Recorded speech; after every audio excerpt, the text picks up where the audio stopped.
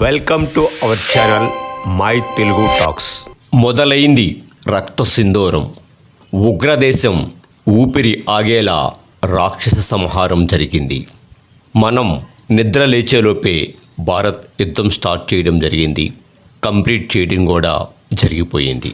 Operation సింధూర్తో Pakistan ప్రశాంతంగా ఊపిరి తీసుకుంది.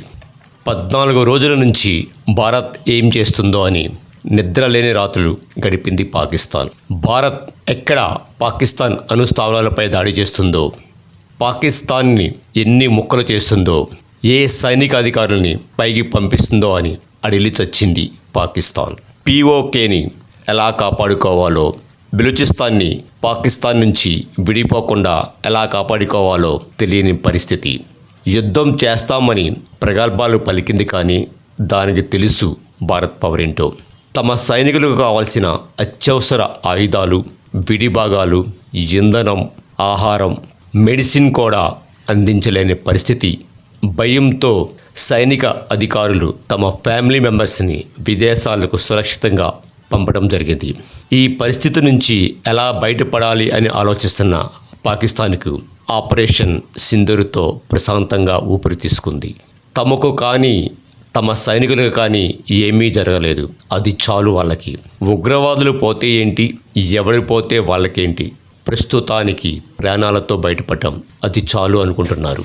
మళ్ళీ కొన్ని రోజులు భారత్ని అది చేస్తాం ఇది చేస్తాం అని మొరుగుతూ కొన్ని రోజులు గడిపేద్దాం. అక్కడక్కడ కొన్ని చిల్లర వేషాలు వేస్తే సరిపోతుంది. మీడియాలో ప్రపంచ దేశాల దగ్గర కొంచెం బేకారాలు పోదాం. మీరు ప్రతీకార చర్యలు ఏమీ తీసుకోవద్దు, మీ అవసరాలకు మేము సహాయం చేస్తాం, ముందు మీ దేశాన్ని బాగు చేసుకోండి, మీకు కావలసిన ఆర్థిక సహాయం మేము చేస్తాము అని వాళ్ళ చేత బతిమాలించుకొని అన్నీ మూసుకొని కూర్చొని వాళ్లకు కావలసిన ఆర్థిక సహాయం పొందటం ప్రస్తుతం పాకిస్తాన్ పరిస్థితి. ఒక విధంగా ఆపరేషన్ సింధూర్ పాకిస్తాన్ని మరికొన్ని రోజులు తన అస్తిత్వాన్ని కాపాడుకోవడానికి భారతదేశం పెట్టిన భిక్షగా చెప్పుకోవాలి. భారత్ యుద్ధం కోరుకోదు, కానీ మన జోలికి వస్తే ఎంతవరకైనా వెళ్తాము అని ప్రపంచానికి తెలియజేస్తుంది ఈ ఆపరేషన్ సింధూర్. ఇంతకు మించి భారత్ చేయడానికి కూడా ఏమీ లేదు. ఎందుకంటే మనకి శత్రువు నాశనం చేయడం కన్నా మన దేశ భవిష్యత్తు ముఖ్యం. మన ప్రజలు, మన సైనికుల ప్రాణాలు ముఖ్యం.